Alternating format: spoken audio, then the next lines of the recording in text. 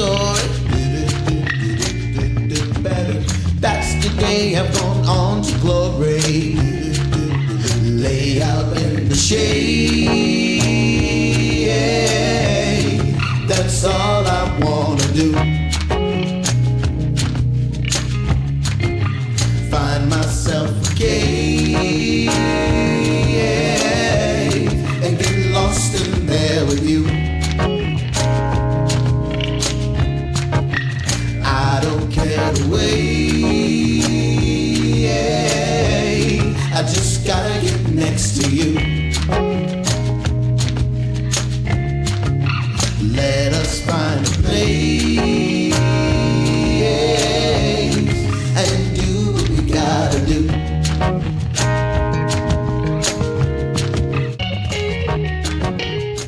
We are acting while black.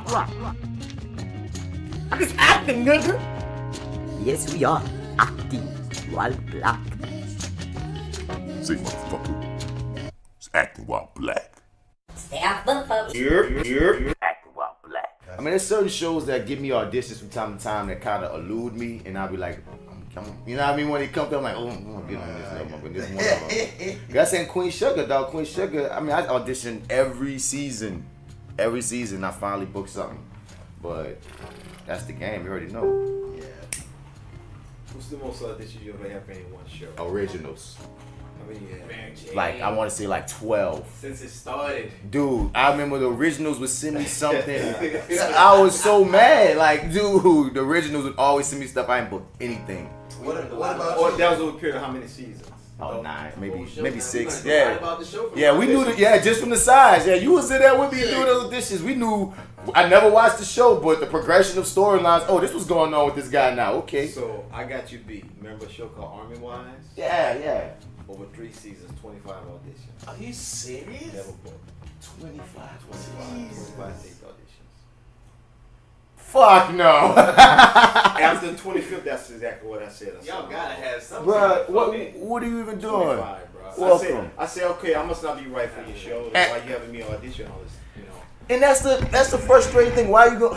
It's like, okay, obviously you must see something about me that's working because you keep bringing me in, but I'm not booking nothing like that. Man, come sit down, Lance. We might as well start getting started. 25. Yep. My goodness. All right. So, welcome to Take 5 of Acting Wild Black. This is that actor guy, Martin Batts Bradford. You can find me on Facebook and IMDb, of course, as Martin Batts Bradford. But on all your other social media platforms, it's Mr. Batts. Spell it, Mr. Out. You ain't gonna find me, and I'm so happy to be here for Take 5. I'm joined by my co-host. What's up, everybody? This is Lawrence J. Weber Jr., your BlackActorPedia. BlackActorPedia! Apparently that's a thing now. Yes. Knowing all the information on black actors from Ira Aldridge to Shashir Zameda. You can find me. You still don't know who that is? I'm gonna look him up. We call him a black actor. He can name almost any black actor, man. It's just off the top of his head, no matter what they were in. It's usually the point of topic. You can find me on Twitter, Instagram, and Tumblr. I am Soulboy30. Check me out on Snapchat. That is LWeber584 if you even have it anymore. And check me out on ArrogantObserversRants.blogspot.com, where the cat is, and I hope I make Lance smile with this, reading Yellow Man by Dale Orlando Smith. Oh, yeah, baby. I remember that. That was the first show I ever saw you in. Yeah. So today we have an esteemed guest, much respected. But before we get into our guest right fast, we always start the episode off with our Black Actor History Moment. Black Actor History Moment. Black Actor History Moment. Who you got? Shout out to all of the black actors and actresses who have been nominated for Tonys this year, including the 12 nominations that Aint Too Proud, the Temptations musical, made. And of course, shout out to the cast. And I am not, once again, not showing off. Maybe I'm showing off. Come show off then. By naming them. Okay, let's see if I can do this right. Derek Baskin, Jawan Jackson, Jeremy Pope. Oh God, the other one's on the tip of my tongue.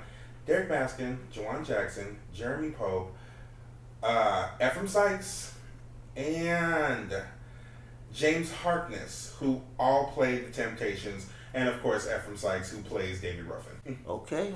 Yes, sir. Well, shouts out to y'all for our Black Actor History Moment. And of course Hadestown with Andre DeShields, who is still doing it. Oh, after Andre! all these years. That brother got to be about 250 now. Yeah. Right? I've played damn near every character that this guy has played before. And like I think this is the last. This show is the last show he's been in that's been nominated for a Tony since Ain't Misbehaving in '78.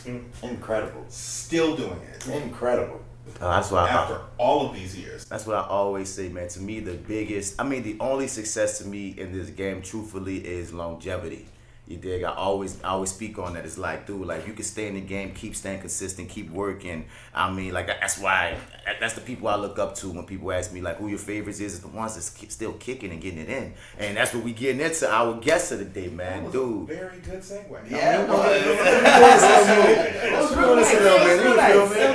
So, bro, like, dude, so our guest for the day, man, he's regarded almost as like I want to say everybody's uncle in the game right now in the acting community. You dig? Like, we love you, we respect you. You have freaking giving people careers. We had Theodis Crane in here, and he said, man, Lance Nichols, man, he gives people careers. And I was like, dude, because one thing I love is you have such a passion for the city, actors here in New Orleans, and getting shine here 504 all day. Feel me? If there's an opportunity, whether it's a mentor, whether it's to just help direct, whether it's even just give some slight advice, you're somebody that most of us in the community can always depend on and rely on. And I love that about you, Lance. So I say, man, we doing this podcast, Acting While Black. We trying to give everyone experiences, because I know this happens to you countlessly, where people try to ask you questions like, how do I get in the acting game? How do I become an actor? And we have to often tell people there's no blueprint. You can listen to what happened with this person or listen to that person. There's advice that we can give, but to a certain degree, your experience is going to be your experience. And I wanted to create this platform for actors of all creeds to give their experiences, and hopefully it can help out someone. You know? Everybody's journey is different.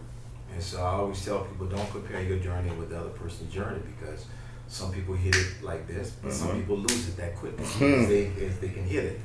I remember when I first started off in my early 20s, the big thing for me was I wanted to be famous. I didn't care about being successful, but I just wanted to be famous. I wanted to see my name up in lights. As I got older, I realized there's certain responsibilities that come with having your name up in lights. And then I realized, well, I kind of value my freedom too. So I want to be able to just walk out of my house and not have paparazzi popping lights and stuff all in my face and following me all around. So I wanted some balance, and I've been able to find that balance. I can go wherever I want to go. People still recognize me and come up to me and tell me how much they appreciate my work, but I can just be me. Right. I don't have to put on a disguise or a mask or none of that stuff, man. So that's a tremendous blessing in my opinion. And you can still maneuver as a chameleon in the craft. Absolutely. You know, absolutely. My daughter, you know Voice. Yep. Well, no, I know. Indigo. I know. Okay, Indigo. well, my other daughter, Voice, we've been talking about doing a documentary called "Say Bro Where I Know You From," because I cannot tell you how many times I'm not just around the city, but like in other places, and people go, "Say Bro Where I Know You From." So I'm thinking about getting one of them little GoPro, cameras and hiding it on my head or something. Yeah. Because it happens all the time. And then I'll say, well, where do you think you know me from? I don't know, like where you hang out at? Where your kids? And I'm like, no, my kids all grown. Well, where you get your hair cut? No, my wife cut my hair. Well, where you went to school? No, I ain't from here. They can't figure it out, and I won't tell them because I really don't know where they know me from. Right. Man, you know. Right. But and you don't want to presume. No, I would never do that. Right. I would never be that presumptuous to say, well, I'm on TV. Now I let them, if they figure it out, then I'll say, yeah, I'm an actor. But other than that, it's kind of fun. Sometimes I have fun with it because I know that they and know. Sometimes I say the post office. You see my picture in the post office? Oh shit! Then they go, no, it ain't that. So I have fun, man. That's all good. Man, definitely, man. But I just want to say, like, okay, let's start at the beginning though. Like, what started Mr. Nichols? What inspired you and what helped you get to even beginning this whole journey? Well, from what I can remember my parents telling me, I guess I always I had a very good memory even as a kid. They told me a story when I was 5 years old, and I guess in kindergarten. we had a production, the nursery school had a production, and I had the lead. And I was on stage with like 6 or 7 other kids, and one of the kids forgot their line, and I reached over and told them what their line was. You know, I can't remember shit now. Right. But when I was 5, I could remember everything. Right, bro. right. And so I guess I've always had a love for like performing and telling stories and stuff. And when I turned 16, I got involved with Nord Theater here in New Orleans. Each summer, Nord used to do a summer workshop where they would cast all teenagers in a Broadway show. So in the summer of '72, they did a play called Hallelujah Baby, which had been done the previous year on Broadway with Leslie Uggams and Robert Hooks. And so in the summer of '72, they did an all-black production of Hallelujah Baby, and I got the lead. Word. And it just, from that point on, man, I was smitten. I was president of the drama club at my high school. 35. 35, 35. Big club, not the 35. Yeah. And for my people listening, that voice in the background is the voice that you hear on the intro of this podcast. Raheem Glassby. Check y'all do it. And then you know, then the next summer '73, I went back to Nord, and they did, I think they did Low Abner, and I got cast in that. And the next year I went back and they did Boys from Syracuse, and I got cast in that. And then when I started college, my first year at UNO, I actually was a pre-med major because I really thought at the time I wanted to be a doctor, bro. Yeah. But I was taking like a Drama 1000 class, which was an introductory class. So it's always sticking with Right, you. right. So, Yeah. you know, at the end of my freshman year, I looked at my transcripts and said, I don't think this doctor thing gonna work out, because I had like straight A's in like the drama classes, and I was barely hanging on and stuff like Latin and chemistry and stuff. I said, well, you know what? I could always play a doctor. I don't have to be all that. So I switched my majors, and then one semester my GPA went from like a 2.3 to like a 3.8. And a lot of times people do those standard, no, like I'm going to say standard jobs, but a job like a doctor or a lawyer because it sounds good. It sounds good. Say, I'm going to do this, I'm going to accomplish this, et cetera, but you might not have any natural interest to really pursue it career-wise as far as reading those books, memorizing all that stuff, and passing those tests. But you can't even get lower than like an A- or some craziness on. Well, what I did was when at the end of my freshman year, man, I started doing the math in my head. I figured, okay, if I want to be a doctor, 4 years of regular college, 4 years of med school, 2 years of intern, we up to 10 years right Already. now. A year of residency is 13. I'm like, damn, I'm going to be like 31 before I start making any money. I'm like, that ain't going to work. Real. And then I switched my major, and I haven't looked back since, man. It's been great. So, what you think would kick-started the films? No, I'm not even gonna get to that yet. Lawrence, go. I do want to talk about the progression because you have been doing it since obviously the 1970s. How do you see it actually going out there doing work coming from the standpoint of now versus then? Do you feel like it is much easier now, or do you feel like, okay, it's kind of what, or, because like I said, you had to actually go out of your house and submit for things. You had to actually mail things out at that point. Now all you got to do is throw your headshot up on, be it Actors Access or Casting Networks or whatever you have, and just do your thing. So do you feel like, how do you feel about that? Well, the business is completely different than it was 40 years ago. Because I went out to LA in '78, and at that time, you know, if you got an agent, even if it was a C-level agent, they were submitting you hard copy for stuff, and you would get auditions and you would go. Plus, what happened, I remember like in the late '70s, going into 1980, a group of actors would get together and say, hey man, why don't we put together a showcase? It'd be 20 of us, each of us put in $50 a piece. We'd rent a small theater out at lunchtime, say a theater that seats 100 people. We would go through breakdown services, send out a flyer saying, come to this showcase at lunchtime. We'd hire a catering company to feed the industry people to come. We'd hire a valet company to park their cars. So what they would do is, they would come at lunchtime for about an hour and a half. We wouldn't have it any longer than that. And they would see like 10 different scenes. And then you'd have your picture and resume on a kiosk outside, and they could just pull Who they rocking with, yeah. And then, this is no lie, a couple of days later, you'd be getting a call, say, hey, I want you to come and audition for this show that I'm doing. Yeah. And that's how we used to do it. You know, this was way before you talk about internet and all that kind of stuff. Then actors got smart out there, and actors started setting up dummy management companies so they could get the breakdown services delivered directly to them. Yeah. And so actors started self-submitting because then, you know, if you weren't with an A-list agency, you got excluded. So actors said, okay, I can play around this game. Well, I will just set up a dummy management company, and we'll have the breakdown sent to us. And let's say if you set up the company, then you hit me and say, hey man, I got this company I got set up, $100 a month, you get all the breakdowns you want. Yeah. And so that's our network to start building. Hustle. Yeah. Oh, yo, there was ways to hustle, man. There was ways to hustle. And then also back then, let's say if you and I are in the same category, and I go to a commercial audition. This is before people had cell phones. I go to a commercial audition, and I feel like you should be there.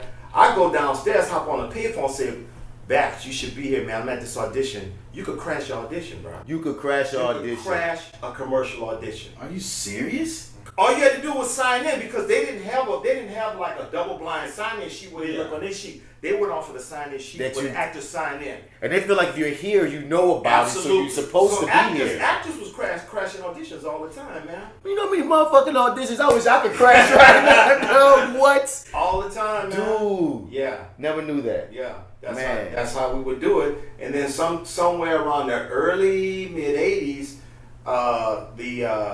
the showcases as we formerly had done it, the format started to change, and then it became these kind of one-on-one deals where a casting director would come in, and then you would like read for them. You really was auditioning for them, but they couldn't say that. And then from these one-on-one showcases, I started getting called in, and I started booking, bro. Yeah. And at that time, I probably was with a B- level agency. I wasn't with no A level agency, but I always was a hustler. Always was a hustler, man. In fact, one of my daughters told me, you know, Dad, I think your previous life, you must have been a pimp. I'm like, no, I was not a pimp because I've been a horrible pimp. When my girl come to me and say, I got cramps today, I said, oh, baby, you just stay home and rest. You don't have to get out. I'm too nice for that pimping. Yeah, I don't have the right kind of attitude. I care too much, you know what I mean? I'm using my FMLA today. Right. You made enough for me last week. You go rest right now. But look, you have all the hoes though. They're like, well, look, he's nice. We gonna just line up over here. Exactly. So, But that's how I started working Yeah. in LA, man. And the thing is, just like it is now, you get on the casting director's radar and they like you, they start calling you in for everything that they do. You may not book everything, but they have confidence in you and know that you're gonna make them look good. Right. Whenever you walk into that room in front of their producers. I had a casting director used to be over at Warner Brothers. Because there was a joke, like in the 90s, used to call Warner Brothers, WB, Working Brothers Network. Working Brothers, That's all what right, it stood for, because they had a lot of black shows during that time, man. You know, you had like Steve Harvey. yeah, Show, right. Jamie Foxx, all Jamie that. Foxx had all that. So that was the WB Network. That's what that stood for, the Working Brothers Network. And I did those shows. I did traditionally white shows that you didn't see a lot of us on. And then hold up, man, it's so funny about looking at your career at times, Lance, because like Maury said at the top, you just be watching something randomly, and then Lance Nichols pop up, Yeah. and you're like, wait, Oh, Uncle Lance. wait, I didn't know he was in this. You know what I mean? So I feel like you was jumping. I mean, from freaking, we go back to Cosby Show era on. I feel like your face just pops up. That had to be a lot of grind. Well, the first show I remember doing in LA was Give Me a Break. Give me a break. Which With one is Nell that? Carter. That's the one with Nell Carter. Nell Carter. Okay. Nell Carter was a big Broadway star. Yep. Yeah, I know who Nell Carter is, but I don't remember having a show. Yeah, I see that. Yeah. I know. Give me a break. Yeah, Okay, gotcha. she was like a nanny or something, a housekeeper for. She was a nanny for a white family. and the guy was a cop, right? Yeah. Y'all sweet. And like along the period of time, unfortunately, Dolph like got really sick. He and got passed really away. sick and he passed away, and Yeah. she kind of took over the lead of the show. But yeah, that was my first show. In fact, the episode I did was with the Pointer Sisters, Yo. and I never will forget I know because that episode. Return of the Doo-Wop Girl. Yeah, I was the dude yeah. dressed up like a vampire. Ow! Yeah, that was me. And I never forget one of the Pointer Sisters. I think it was June Pointer. She came up to me in rehearsal when they had me here. She's like, "Ooh, I love them lips." Okay. Can't do that now. Yeah, oh, Can't do that now. Can't do that. But you remember that episode, huh? Yes. Return to the New Wop Girls. I'm not mistaken, it's still on YouTube. Yeah. It's on YouTube somewhere. Yeah. That would have been probably like 81, 82, something like that. Yeah. So moving from that was the game. So how can you compare that to where we are now? Well, two things changed the game. The Kardashians. Reality changed TV? Everything. Yeah. Reality TV Yeah. changed everything. Yeah. Because now you went from people who were skilled at what they do, who actually were training to be professionals, to just, people just saying, I got a big ass and I'm gonna take advantage of that. I'm gonna show my coochie, whatever it is. And reality, to me, reality TV and even on a larger scale, social media has really bastardized our profession, man. Because think about it, if you wanted to be a doctor, ain't no shortcut to being a doctor. Nope. If you want to be a lawyer, ain't no shortcut to being no lawyer. You can't read a law book and go before a judge and say, I'm gonna represent this brother, he on trial for death, for murder. But I read a law book, I can handle it. They throw your ass out of court. Right. If you want to be a teacher, same way. But now you got what they call influencers, people who ain't never took an acting class a day in their life. They put together some bullshit video that goes viral, and now you got studios and you got studios and networks running after them, like they hoes, man. Right. Like, I got a deal for you. So it is what it is. I don't like it. I'm glad I came up during the time when I did, because now I think it's extremely difficult. Especially if you want to have any sort of if you have any sort of sense of morality, and I know everybody Or dignity says, to a degree. dignity anyway. That's the word I was looking for. Dignity. You can just say, hey, I'll just do anything, and which some people are. They're just doing anything. But I always say, be careful what you create. Because a lot of times what you create, you got to maintain that. Right. And do you want that for the rest of your life, It's almost a double-edged sword, because on one end, I hate, and we're going to get into this in a second, but I hate the fact of how my followers can influence whether I get a role. But on the other side, there's a lot of actors lately that have been trying to take advantage of the social media side and create things through the internet. Like you said, we're talking about YouTube. Giants. They get Emmy nominations and stuff. Right. So there's I know crafts. that brother. Yo. Carl Goodyear? Carl is on he's part of Giants. Yeah, look him up. Carl Goodyear. All right. And like, so when I see things like that, I feel like those are the things that are cool about it, that you can put something on YouTube and you don't have to worry about the people at the top giving you an opportunity. Right. You can create your own. That's amazing when the people that know what they're doing are doing it. I agree with you. It's just frustrating when it's like you said, if you have a camera and you think you funny, you might go viral for just doing something stupid. Now you got 25,000 followers or 50,000 followers and you about to beat me out on some shit, and I went to school for this. And getting paid off of YouTube and Instagram Right. from that thing going viral. Because you lit yourself on fire in the shower. Yes. Yeah. Lit yourself on Carl fire. Gilliard, an American actor, director, and producer, starts career working as a radio newscaster. He moved to LA in '85, where he appeared in over 24 plays. Has appeared in films since Inception, The Lost Shepherd, and Retiring Tatiana. And that's him, right? Yeah, that's it. That's my boy. We go way back. I remember when his kids were little, man. We used to carpool to auditions together in San Diego, man. He was a director on Giants. Yep. Well, he producer, director. He's a director on Giants. Yeah, that's my To boy. which I once again have reminded everybody, I want an Emmy. Dude, they're winning Emmys off the internet. I want one. Let's get one. I want one. Anybody else want one? So it's like lunch. I'm gonna get an Emmy. Does anybody else want one? I mean, if you got put in that work though, because like Lance was saying, that's frustrating. Where did you train? Well, I got my degree in drama communications from UNO. I had some really fabulous teachers out there, and then when I went out to LA, my first teacher was a legendary actress like in the 40s and 50s named Nina Foch, F-O-C-H. If you look her up, man, she was like big like in the 50s and the 60s. And I studied with her. I studied with a variety of people, but I've like pulled a little bit from each person that I studied with. I tell people all the time, don't get enamored with like just one teacher. Right. Try to take a little bit from this person, a little bit from that person, and you make it work for you. So when people ask me, well, what method do you teach? I say, I teach the method of trying to get you to the truth in your work. Right. Because that's all that matters. It don't make a difference whether you come from method or I come from Stanislavski or I come from Meisner. All that shit is immaterial. I think sometimes people get caught up too much in what method did you study. Because if you and I go see a movie and it's the scene kicks ass, we ain't gonna walk out there, you gonna go, that dude on the left, I bet you he's a mind snap. Right? Nah, we're gonna just say, damn, they rocked They that killed bitch. it. I always tell people though, the biggest compliment you could give me is I believed you.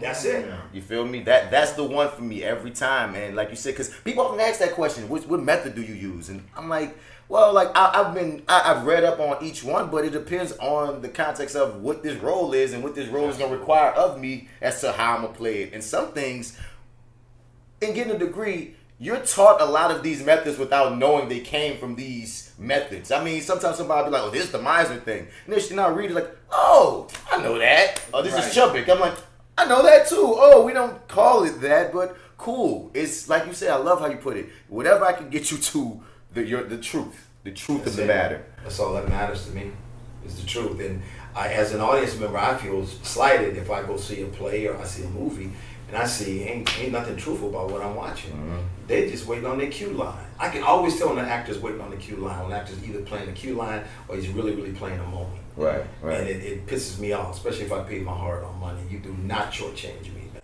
And for our people that might be new to this, when we talking about listening and being in the moment, that means listening in character and such. Because so many times amateur actors, they just wait for their time to speak. That's it. And it's it. And they're not even taking in, well, what that person just said to you will influence why you're saying whatever it is you're saying. And depending upon how they give it to you, especially we talking theater, it might be different any other night. Absolutely.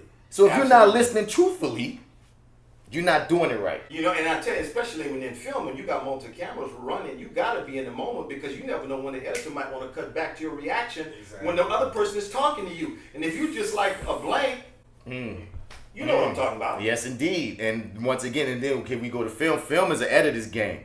You're the one giving the editor as much material as he can work with. And like you just said, Lance, you don't know what that motherfucker going to use. For real, you don't know. Like, we've seen awful actors have amazing character presences and such on screen because that editor just knew how to put that out there. What would you tell an actor that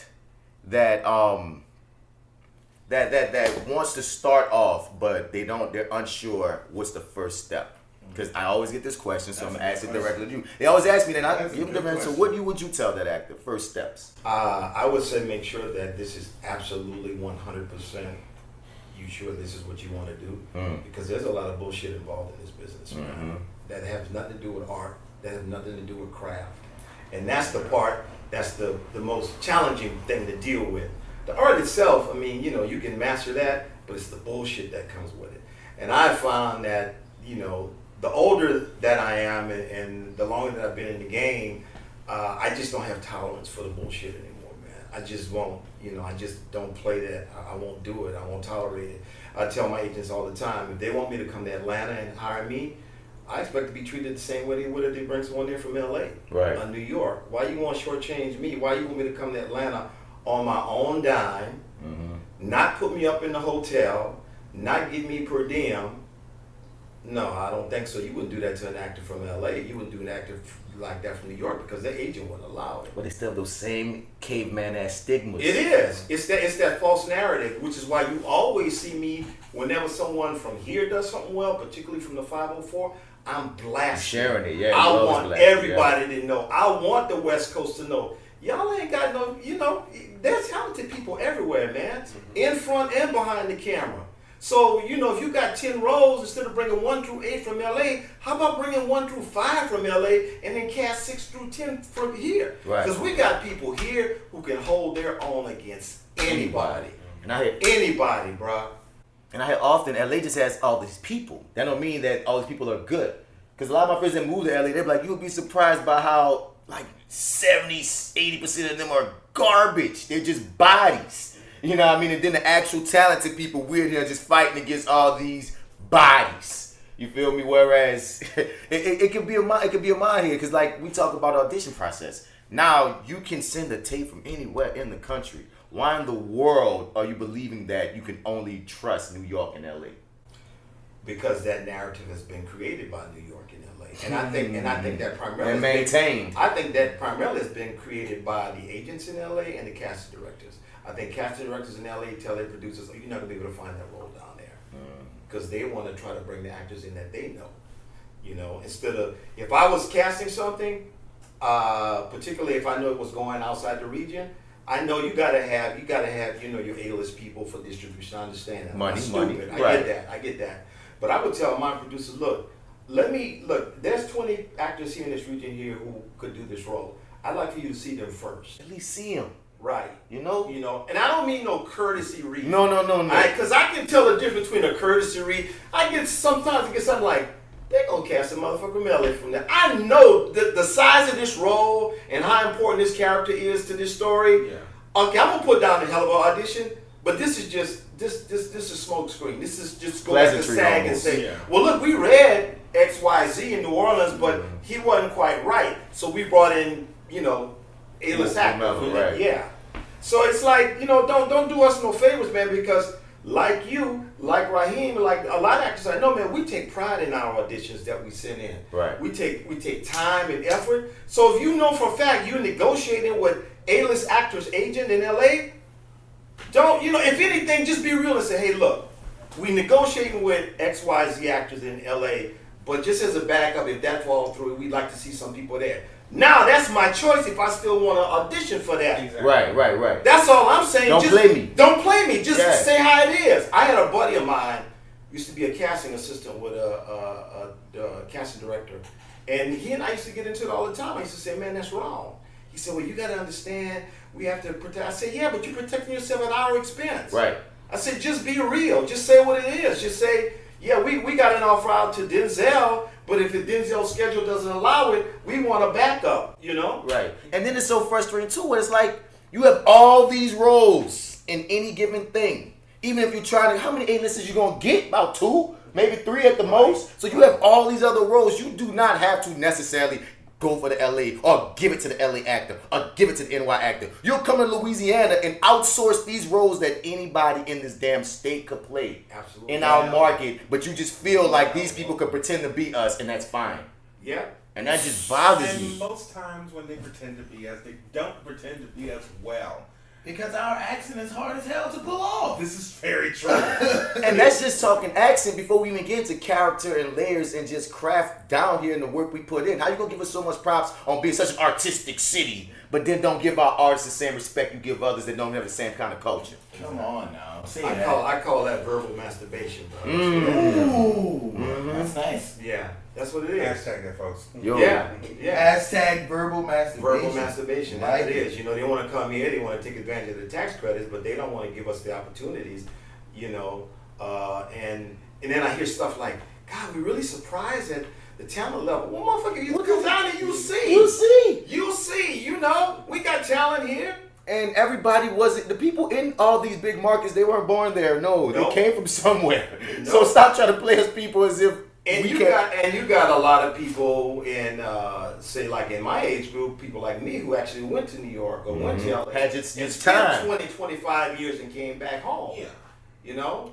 But yeah, man, I'm gonna always, whether it be on social media, and don't get me on a talk show. Because if I ever get on a talk show, I'm gonna say exactly how I feel about it. And then some people ain't gonna like it, but I ain't gonna give a fuck. because it's silly. I love this. You It's know, silly. because I'm tired of this narrative of, oh, you know, we gotta bring. Look, bro, I was up for. There recently was a series that was shot here called. Yeah. Okay, I know the story behind that. I gotta tell you the story behind that, bro. I booked that. Hold up, you ready for the cab driver? Yeah. No. The I think he was a cop driver. He's the one who was like the soul collector. Yeah. Okay, so I got this story. I'm gonna tell you where I got this from. All right. So I went in and auditioned for that. I was told by the casting director when I finished the first scene, I just want to let you know the role is yours. You are the directors. You're their choice. They love your work. I'm like, all right. So 2 days later, I'm in Whole Foods up on Broadway, and I run into an actor, a local actor here that I know. He happens to be with the two brothers who was directing. He introduces me to him. They go, oh, Mr. Nichols, we're huge fans of your work, and you're at the top of our list, and we're looking forward to working with you. I'm like, all right. So the next week I had a call back, but I couldn't make it because I was in Georgia shooting a movie. So I emailed my agent. I said, well, why are they calling me back if I've been told the role is mine? I said, why don't we just see if we can get an offer? So they went to casting and tried to get an offer. couple of days later, I got an avail check. Well, I don't get excited about avail checks no more because you know how that is. For people listening, they're checking your availability to see if for the time that they're shooting their film or whatnot that you can actually do it. So I didn't hear anything. Well, I got a friend of mine who got a good role in Soul City, and she called me one day and I said, do me a favor, find out who got this role of the taxi driver. So the next day she called me back. She said, oh, I found out. She said, it went to your boy Omar Dorsey from Queen Sugar. Wow. Now, I got some more information. So I happened to be in the same casting director's office the next week because I had brought them something. And I acted like I didn't know. I said, who got that role of the cab driver? He said, wow, it came down between you, Martin, and they named one other person, not Lucky Johnson. What's the other brother's name? I can't think of his name right now. Moses? Now, they like Moses, but they feel like he didn't have quite the balance they was looking for. It was me, you, and it wasn't Terrence Rosemore either. Graylin Banks. You know Graylin? Don't know Graylin Banks. It say we wanted through, but one of the directors was longtime friends with Omar. Yo. So. But they knew that ahead of time, bro. So here's probably what they do. They probably was trying to see if Omar's schedule was gonna work out. His shooting schedule, what to that. But why don't you just be for real and say that shit? Lance, they came in my neck, dude. Like, cause they said I got the role. They hit my people. They did availability check. They did all that same stuff. He's like, we want you for this, da da da da da. But what happened with me was I was shooting on the outside of the show on HBO in Atlanta, and I had one day in particular that was a conflict, and he said we can't work with that date. And I was like, well, I've been feeling weird about losing that, cause I'm at a point I'm like, I don't like losing anything. But I didn't know all that was going on. Yeah, that's the story, bro. Yo, so no matter what, even though they playing with my emotions, they was gonna give it to this motherfucker regardless. Right. Exactly. Yo. That's what I'm saying, man. That's why I'm glad I took the HBO joint. I was feeling kind of cross for a second. I tell my students all the time, never believe anything you hear in a room that a casting director tells you or a director tells you, because sometimes their intentions are good and sometimes things change, but other times they just be lying their fucking ass off. Yeah.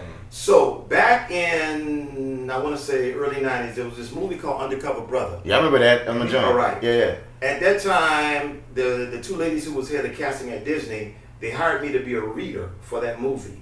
And so everybody who was coming in to read was like very recognizable faces, man, people that you saw all the time in movies. So I'm sitting in the room with the two ladies heads of casting at Disney, the producer, the director of Undercover Brother, and everybody came in, and it literally went like this. People would walk in, producer, director would stand up, shake their hand, pleasure to meet you. And then before they would even read, they would say shit like, man, I'm a big fan of your movies, and I've always wanted to put you in something, and I hope this will work out. And I would read with this person. And then they would walk out the door, and no sooner than the doorknob would hit their ass, that same conversation would go from, I'm a big fan of your work, to, oh, I never had that bitch in none of my movies. Ooh. Wow. I just saw her as a favor to our agent. She is too difficult to work with. And I was sitting there like, damn, these motherfuckers just said this. And from that point on, I don't believe shit that they tell me. I feel that. There's this one casting director here in particular. He ain't as bad at it more, but he used to I remember the first few times I went to him, I'm like, you just saying this shit. Like, you know what I mean? He'll just big up, like, whatever you do is always great. And I'm like, I hate this, because don't just try to get my ego going, because that's not helping anything. Long more smoke than the choo-choo train. You know, but that's even worse. I mean, you mean the cast that you feeling like, she probably would have left there thinking she was the shit. Like, Yeah. And That's awful. And I saw it repeated. I'm like, wow. I'm like, okay. That's absolutely awful. Yeah. And I shared this story on a podcast with a casting director, and they said they never heard of it. I said, well, I was a witness. Yeah. I sat in that room for 3 days because they read actors over here for 3 days, and I would say at least 50% the actors that they read, that sort of incident happened. Where they say one thing in front of their face, they're very complimentary to them in front of their face, and when they walked out, they was like, horrible, worst fucking actor I've ever seen. Wow. what you got, Lawrence? And I want to say this to people that's listening too, like, and because we often try to get people to understand, like, if you're a new actor, don't be afraid of the casting director. The casting director actually is trying to help you get the role, but also take in that what Lance just said, you can't believe everything anyone tells you. No. Period. You go there, you prepare yourself, you do your job, and you leave.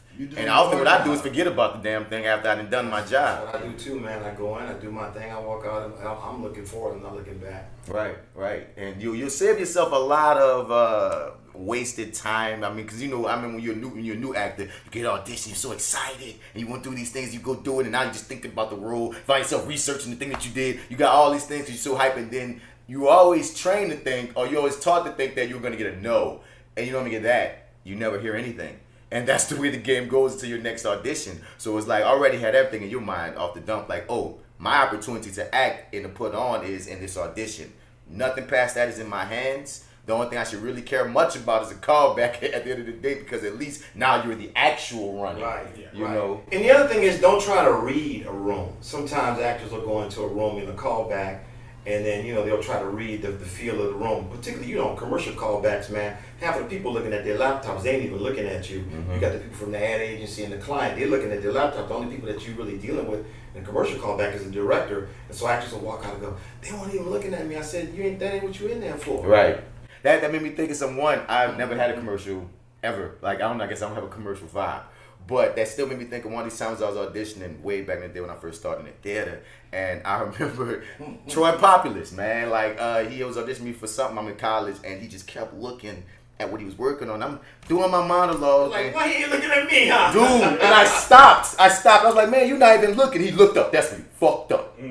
That's when you fucked up. It's your job to get my attention. I knew everything was good. And he just ran me down. And it was one of the things I needed. But like whenever someone thinks about, oh, they were looking at me like, don't even worry about them looking at you, dog. Go and do your job, son. For real. But Lawrence, I'll pass it to you, son. I have the worst poker face, especially if I'm directing something, because I know how it feels to be on the other end. So everybody who I walk in, I'm smiling for those of you who can't see me because this is a podcast.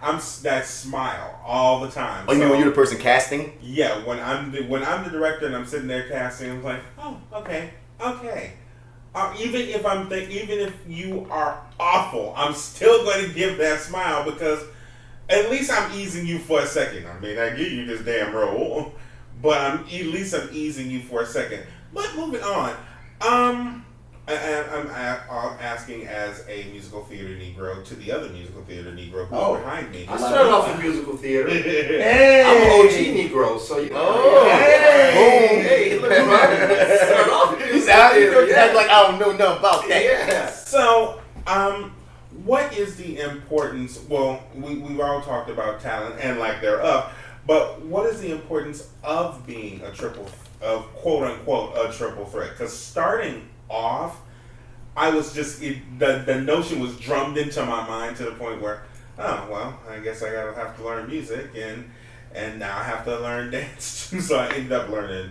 dance and music, and while it was gone for a while, I came back into it. So do you feel like that is important for most everybody, or is it just down to okay?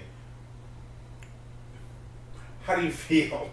Well, I think it depends on if you are primarily a stage actor who does musicals, you need to be a triple threat. You need to be able to sing, dance, and act.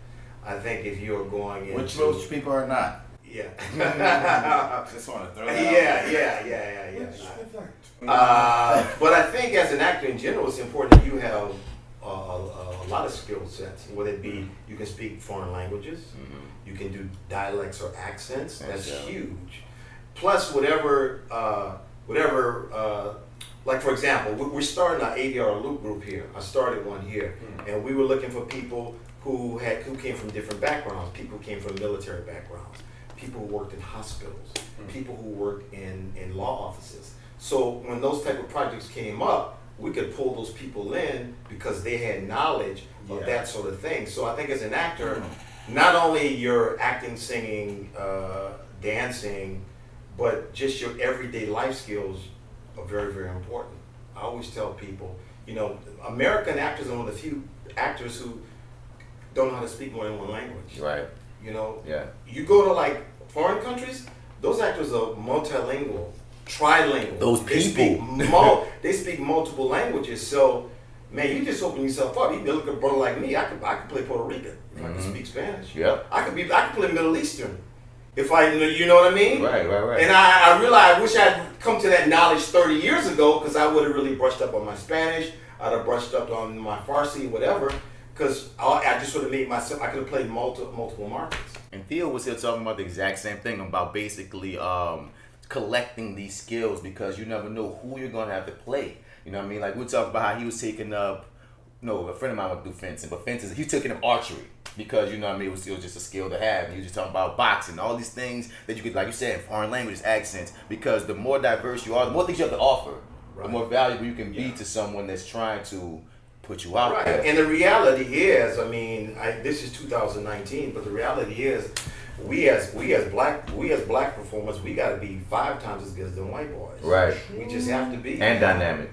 And don't cause no problem. Exactly. So we not only have to be talented, but we got to be good Negroes too. Right. You know what I mean? And my dad told me this years ago. He said, "Son, you got to be 10 times as good as that white boy. You just got to." He says, "And you got to be this and this." And so I've always just been like, the education that I got, and I went to all black schools, man, from elementary all the way through high school.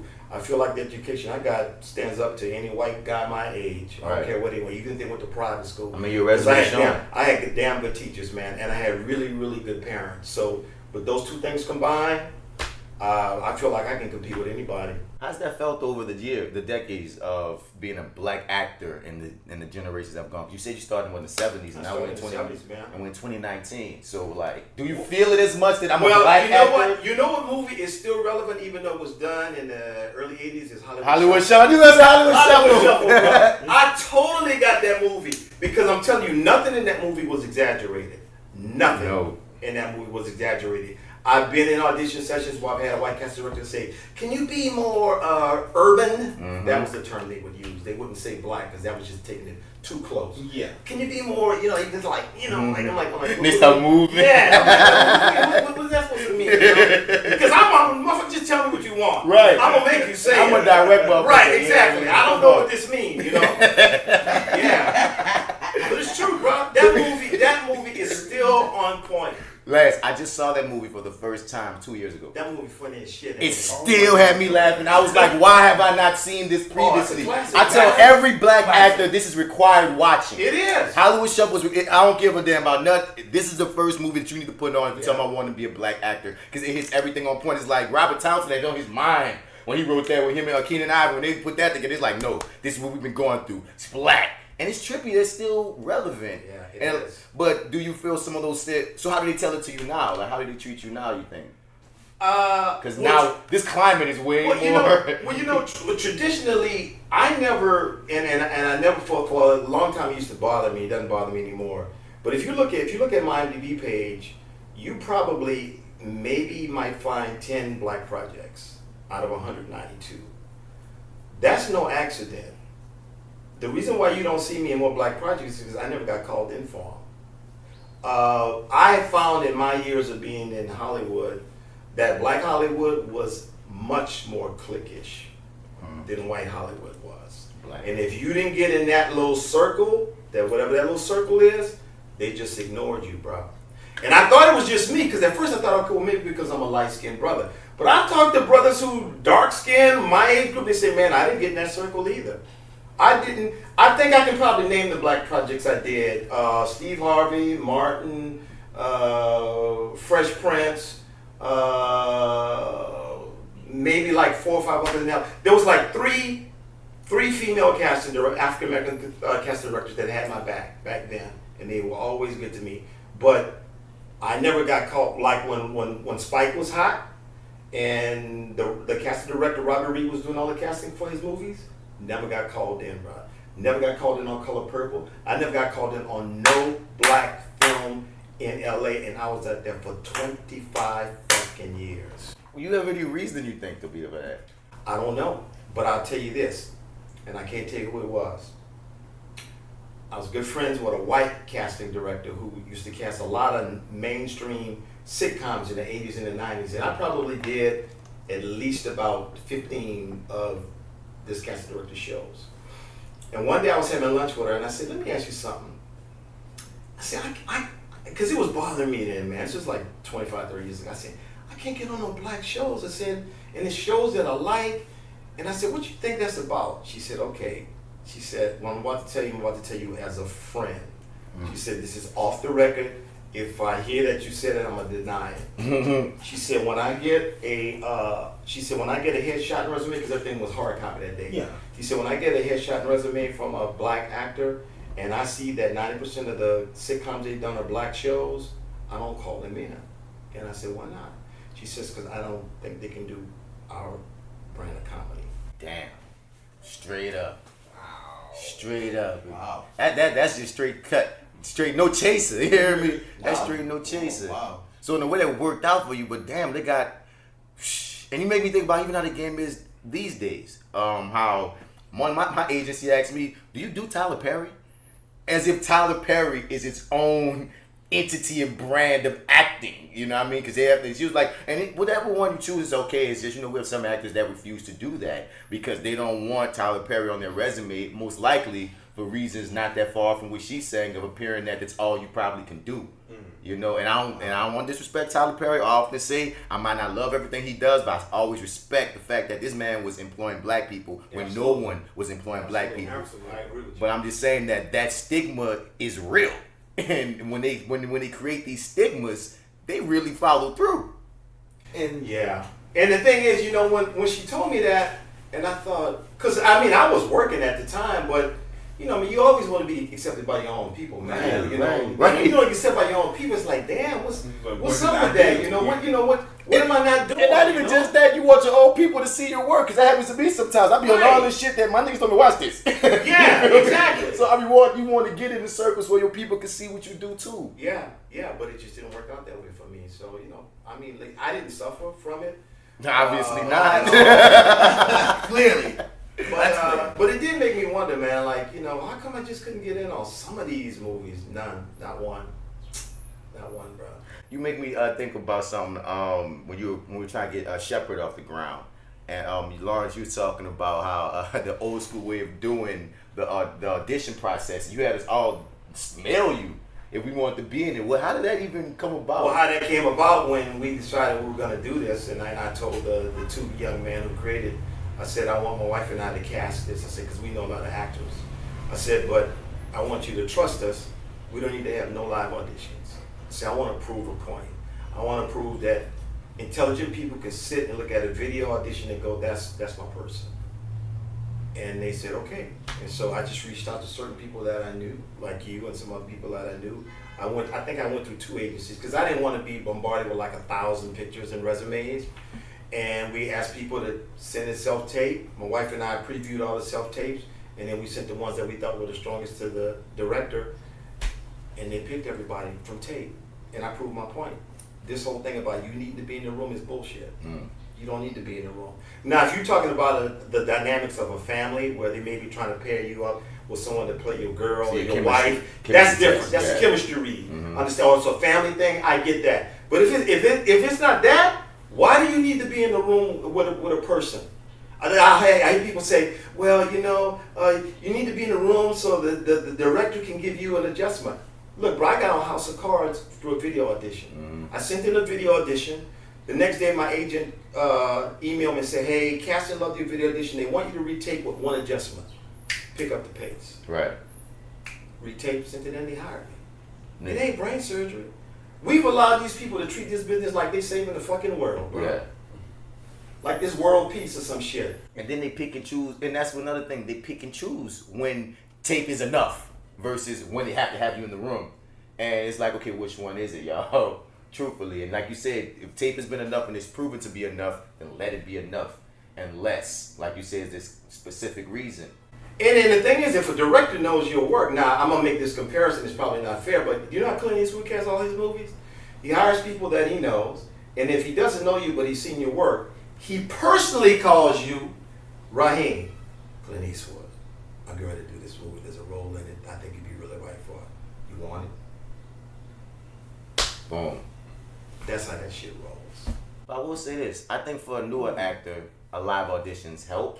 Oh, I agree. I think for newer actors, I think it's when you get further in your career is when it can start feeling redundant to a degree. But I think newer actors need that. I don't disagree with that at all. They'll have like 50 tapes, and the next thing you know, they'll I don't agree with that. But I think, I mean, at some point, how much is enough, man? True that. If you've been in the game almost 40 years and you got damn near 200 IMDb credits, how often do you have to keep proving yourself, bro? That's the question I damn near want to ask you, You know? honestly, because I'm like, so do they still give you the same processes you had 10, 15 years ago? Because I don't understand why they would. Yeah. Why am I making a reel? Why am I setting up this long ass damn resume? Why am I keeping track if at the end of the day you still make me go through this dumb ass rigmarole? It depends. On some of the medium budget to lower budget things, sometimes I'll get straight offers. They'll just offer me the role. Okay. But sometimes they even want you to jump through hoops, and I won't do it. I mean, I'll audition, but you know, I've made it very clear to my agent in Atlanta, because I'm with People's Store. Yeah. And I've made it very clear, I'm not coming to Atlanta for a call back. So unless you're talking about a series regular role, or you're talking about a supporting role in a feature film. That's the only two ways I'll come back. I said, someone needs to be able to make an intelligent decision based on my audition, my demo reel, my body of work, and 40 fucking years I've been in this business. And if you can't make a decision on those 4 things, I'm not your guy. Right. And I'm good with that. And to me, those last 2, especially for someone at your stage of career, should be like the biggest thing. It should be enough. Honestly. It should just be enough. Cause I can understand for somebody in my spot or one of y'all spots, Right, as okay, yeah. you want to meet us to make sure we're not assholes, baby, or whatever. Yeah. You might want to meet us in person for other reasons, but when someone is putting in that time, I don't understand it, and I don't understand how they justify it. Aside from what you're saying, a lot of times those old thoughts, those old cliches, those old good old boys. What's the word I want to look for? The way, this has always been this way. You know what I mean? Tradition. It's like they stick to tradition to a fault. And that gets frustrating when you see a better way. Yeah, it does. And the thing is, you as the actor have to make a decision whether you want to jump through the hoops or not. Right. And you know, bro, I'm almost a fucking senior citizen, bro. I ain't jumping through no hoops no more. No, he can do that. People listening, some of y'all motherfuckers, we still need to jump through some of these hoops. Yes. Dudes can be important. Yeah, Dudes are important. they can be. I mean, I'm only speaking for me. You know, I'm not saying that everybody should do that, but I think at some point you have to. The bar has to go higher. You have to raise the bar for yourself. You know, maybe when you first start off, the bar is here. You know, and then you get X amount of roles, and then you raise the bar a little bit. Like I won't do co-star roles. And I can understand I that. won't do it. I can understand I just that. won't do it. Like they wanted me to audition for what's the show shooting in Queen of the South. Queen of the South, yeah. And it said co-star, and I told my agent, no, I said I need to know at least gonna be a guest star. So they went back to casting. Casting producer said, yeah, if he gets, we'll make a guest star. I sent in the tape. They checked my veil, but then they ended up cutting the role. See, and that's what can happen. Yeah. And that's another thing people don't know. Co-star roles are usually like 1 or 2 liners. They work for like a day or 2, and that's it. And again, somebody who's been in the game for a period of time, it almost doesn't make sense. But I do want to speak to people who, we talked about this previously, about some folk just feel like they can skip steps. And we often tell people, no, you got to ride your journey, man. You can't skip the steps. You have to go through it so you can get to the point so you can know and make real decisions, real informed ones as far as your career goes. What do you feel are some of the ingredients that makes a great actor? I think you got to be really, really solid in what is the word I'm looking for? It's very important that you have a good, what I call a good support system, whether that be family, your girl, your spouse, your wife, whatever. People who, if necessary, will bend you over and kick you in your ass. Because in this business, it's very easy to get sucked in when people dangle carrots in front of you, and they do it all the time. Yeah. Man, you know, if you do They this, know. I can get you this, and it all depends on you. Got to have some sort of balance. This business can't be just everything for you. There has to be some sort of other thing that you enjoy doing just as much as you doing that. Because if you just put all your attention into this, then when things don't happen for you, you are like extremely like devastated. And a lot of times people can't handle that rejection, man. You know, I think it's also important that whatever your, and I don't get into religion, but whatever your spiritual background is, you need to have something that you believe in that's bigger than you. Yeah. Especially a dream like Because if you just think it's all about you, you set yourself over for a huge fall, bro. I don't never ever believe my press clippings. Yeah. You know, I appreciate the compliments that I get, But I always give honor and glory to God Almighty because that's who it comes from, bro. It ain't from me. I'm just a vessel. This is a gift that I've been given, and I'm just trying to use it. And I try to not to use it in a way that I'm whatever dishonor God or be disrespectful to God or anything like that. But when the day comes that I think that my success was predicated solely on my hard work, Yeah. I'm in trouble. And that happens to some people sometimes. They start believing, well, I'm a bad motherfucker. I didn't do anything. But as quick as you can go up, your ass can go down. Especially true if you us. Yes, indeed. Because people, they'll bring us fucking down like that. It's almost like they're waiting. Yeah. Maya Angelou said, I think it was Maya Angelou said, if you're gonna believe everything good someone say about you, you gotta believe everything bad somebody say about you. That's why, once again, just focus on what you're doing, keep it pushing. And I think even still too, you need that mentally, that extra whatever, like you said, whatever your spirituality goes, whether it's the universe, whether it's God, I don't care what it is, because there will be times they'll have you in some dark places on this road. Like, for real. It's not like, it goes back to what you said in the beginning. Are you sure that you want to do everything that it takes to do this? Because when you ain't got nothing in the fridge, when you don't have no way to pay your next bill. When you pick up that phone and ain't no dial tone, them lights go out. Look, I've been there, bro. Bruh. When my kids were little, we had times where you would be eating dinner and the lights go out. So when to bring out the candles. You pick up that phone, you hope you hear that. You pick up the phone and it's dead. It's nothing, man. I've been there. I know what that's like. Man. So when people, particularly people that have been in the game a long time, when they hit it big and you hear people say, oh, it was an overnight success, I'm like, you have no idea. You have no idea what they went through. At all. True story. There's an actor now, A-list actor, up in age. He was 46 at the time. He was, and you might know what I'm talking about, but don't say nothing. He was 46 at the time, and he primarily was a off-Broadway actor, but everybody knew who he was. But the film and TV people didn't know who he was. His agent sends him out to audition for a movie. And in the movie it was going to be Christopher Reeve, Kathy Baker, not Kathy Bates, and Mimi Rogers. Okay. He goes to reads, he blows the casting director out. They're like, damn, who is this dude? They call him back, meet the producers, does the same thing. Producers turn in their list to the studio, which was Canon Films at the time. Canon says, who the fuck is this? Well, we don't know who he is. We're like, we'll sign off on everybody. Well, no, we need an A-list actor. Producer said, nah, this is who we want, and we ain't doing the movie. Right. Studio said, well, we ain't doing the movie. So they was a standoff. Finally, the studio said, all right, we're going to sign off on this dude, but he better be good. Stole the fucking movie. He's 81 now. Who do you think I'm talking about? He was 46 at the time. He'd been kicking around the streets of New York for 25 years. Morgan Freeman. It's like a Morgan Freeman 46. Story. Yeah. 46. Yo. And that's what I often tell people, this journey, there's always a role. So whether you're starting now, because often people say, I think I waited too long. You never waited too long for this game. We're mimicking life. We're creating right. life. And do you know what movie that was? What was it? Street Smart. Street? I never heard of Street Oh, Smart. bro, look it up. Wait. Is that the one where he a pimp? Fast He a Black. pimp? That's him. Yeah, That's he drinking him. milk or something? Yes. That's him. Yeah. You never seen that movie? No, Oh, bro, y'all got to see that Right, movie. You ever seen right. that movie? I've seen It was his breakthrough film. I was A just lot of people think either Glory or Lean on Me was his breakthrough movie. That wasn't his breakthrough movie. Was a movie called Street Smart. see now the universe or whatever has come back around. On one of my gigs I was just in this show with Eric King, and he's an actor in there. I think he said he started on Street Smart. And Eric, he played his right hand man. Yes. Yeah. Surprise, motherfucker! He got big off Dexter. Yep. You hear me? And he the one. He gave me the exact same excitement. He's like, man, you have to see this. And he was talking about how Morgan Freeman was on it. There's certain things that Morgan Freeman refused to even do. Like there's certain things as a pimp, because everybody thought at that time that pimps had to be a certain way. He was like, no. Morgan Freeman told him on set, no, I'm gonna do this. I'm not. You want me to drink liquor? I'm gonna drink milk. You want me to do this? No, I'm gonna do it like that. I'm gonna flip it how I want to. And That owned it in such character a that way. he created, that shit make your skin crawl, man. He was scary as a motherfucker, man.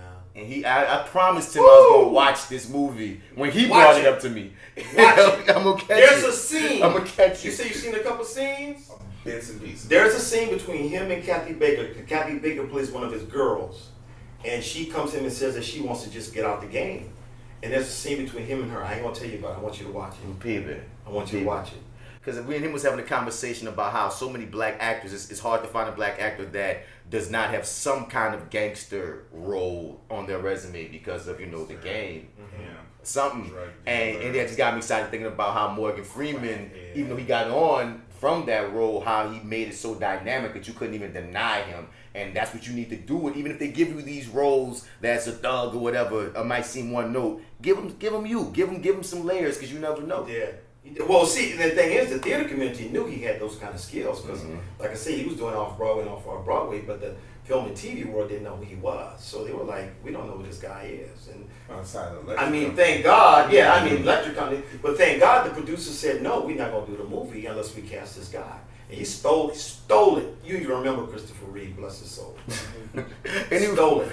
They got any roles that you feel like you wish you would have taken, or that you might have turned Well, down? I got a true story. So back in 78, 79, there was this movie that was going to be done. It was a comedy. And the premise was this young man, his mother dies, black guy, and he's going through his mother's stuff after she dies, and he finds some pictures of his mom with like a white dude, like in college. And he comes to find out this white dude is his father. And he goes to look for him. The movie was called Carbon Copy. Oh, Denzel joint. It came down between me and Denzel. Yo! Wow. Yo! Because when he got cast, I'm like, who's this Denzel? Well, who is this? I never heard of him. But What year is this? This was 78, 79. That's Yeah, deep. look it up. Yeah, that it is was deep. 78, Carbon 79, Copy. Carbon Yeah, it's Copy. like his first joint. Michael that was the first Schultz was movie. the director. Yeah. Yeah, I know exactly. And Michael Schultz had seen Denzel in some play in New York. And Soldier's Play? could have been that. 81. This is 81. Yeah. Well, at least it came out 81. It might have been made previously. I think when I auditioned for it, it was like either 79 or 80 or something. Yeah. What year was Soldier's Play? Was after that, I wasn't feel it? like Soldier's Play was either 83 or 84. But anyway, Michael Schultz had seen Denzel in some movie, and it came down between me and Denzel, and Denzel got. That's my Denzel Washington story, bro. 84. So 84 Soldiers played. Wow, you. Carbon Copy. That's trippy. Yeah. Man. Wow. One of y'all got questions, I'm over here like, that's funny. Because this game is so trippy. You will never know who you'll move past with. Like, I often tell this story about, how Jason Mitchell just got Eazy-E. And they called every black actor that you know. All across the United States, that was a nationwide search. And Jason Mitchell came in dressed like Eazy-E, full blown top to bottom, and remember all us was like, dog, you gonna have to get it because look at you. And he actually got it, and now Jason is dun, dun, dun. Yeah, absolutely. And that's a cat that was just grinding like you and me out here, just getting these auditions, and you just never know which one might be one of those. It's just, it's just journeyman shit. But like, my bad. Y'all got any questions? Yeah, I'm sitting up here just kind of like, I'm in so long. Yeah. Denzel Washington story got me. Yeah, it's true. Because it could be that close. That you close. can really be that close. To I almost say, anything. the rest is history. Denzel went here, and I went there, bro. Yeah, that was it, because that was really his first movie. Yeah. It was Carbon Copy. In certain mediums, will you not? And like I said, now you like I said, you got a body work with you to where you say, no, I'm not doing that. No, I'm not doing that. No, I'm not doing that. But starting out, did you have things that you weren't going to go for? Like, okay, I'm not going to do soap opera. I'm not going to do like a sitcom. I'm not going to do like these dramas. Was it like that, or did you feel like, just give it to me? Well, in the beginning, I had two things I said I would never do. I would never do commercials because I thought I was a true thespian. And true thespians don't do commercials. And then when I did my first national, I saw those checks. The money. I'm like, oh, fuck that. I need to switch that thespian shit off. This is a whole lot of money. And then the other thing was, I said I would never do nudity or sex scenes because I had 3 daughters, a mom, and a wife. And I always felt like I never wanted my wife, my mom, and my daughters to be able to come see anything that I do. And so I always was cool with that. And I remember a situation like I was in my early 30s where I can't remember what movie it was, but they wanted me to audition for a movie that had a name, black actress, and there would have been a sex scene. And I said no. And Mike just said, well, but do you know who your scene would be? And I'm like, I don't care. I said, unless Jesus Christ reincarnated himself as a woman, I ain't auditioning for that motherfucker. I said, I got to be able to look at myself in the mirror. Right. And that means more to me than anything. So I've never done nudity, and now if I did nudity, it really would be a comedy show. You know? That shit would be funny, you know. And I think everyone needs to have a personal line. They should, whatever that personal Whatever line it is. Whatever Yeah. it is. And it's for you. It's sometimes not even for everyone. Because then somebody will try to argue you about your personal line. It's like, no, this is my personal line. And that's what it is. 'Cause I think that keeps you from falling in. And I think your manager and your agent need to respect whatever your personal line is. True that. And if they don't, then you get with someone else. You know, so I'm trying to get you to do something you like. I would never do one that anything would be blasphemous. I just won't do that. I'm not saying I won't curse because I've done that in films, but anything that's blasphemous to God Almighty, I won't do it. That's just me. And actually, that's the one thing that me over at the Your 30 podcast, me and Marty do not agree on in any way, shape, form, or fashion. Well, blasphemy. Well, I mean that too. Well, okay, what you saying? But what we have gone back and forth on, I think we did multiple stories where folks were either actors and actresses were either fired or recasted or written off because they would not play a role that was queer LGBT. Now, on the one hand, he was like, well, like I said, it is what it is. If you knew that this was it is what it was at this point, you shouldn't take the role. And I'm like, yeah, but no, because everybody has that line. I would rather you say, you know what, I'm dropping out, I can't do this, than do it and be crappy at it. If you're going to be shitty at it, don't do it. I'm saying don't audition if you got a problem. Like Well, I said, from the I break. may, No, like I no, said, no. I may not agree. I may not agree with what you're doing, but if you know good and well, you're not going to be comfortable with the situation, don't. You set yourself up. What you Right now I'm saying I had a situation that happened to me back in March. I got a video request from my agent to submit for some new series on Stars. Okay. Called P Valley. I auditioned for that too. Hold on, bro. Yeah, okay. Hold on. So I'm reading the character description. It takes place in a small little town in the Mississippi Delta, and a lot of it takes place in a strip club and in a church. Yeah. Main character. So the character they wanted me to audition for was the mayor of the town, and they gave a character description. And the last thing it said strong sexual situations. So I emailed the agent. I said, could you clarify on what that means? Well, they had CC'd my manager in LA on the original email. He saw it. He said, I have the script. I'll send it to you. I opened up the script. Damn series is called Pussy Valley. I'm like, what the fuck? Really? It's called Pussy Valley. I started reading it. I'm not kidding you. Every other speech had either had like this bitch, this hoe, this nigga. I'm like, email my agents that this is not the kind of material I want to do. I said, so don't even consider me for it. And they said, well, we understand a lot of our clients have turned it down, but we felt like we should at least, let you make that decision. Exactly. So and then that's a personal decision. Now some people might feel different, but I ain't about to be in nothing called Pussy Valley, not just called Vagina Valley. That might be it'd be a medical drama. But that's even a better name by itself, honestly, Vagina Valley. Yeah, I mean, the VP. I might audition for PV. You know what I mean? Yeah. Let's get it in. Yeah, no. And what's funny about that project has been trying to get off the ground for a while. Cause If I'm not mistaken, it's based on a play. Well, it's based on Katori Hall.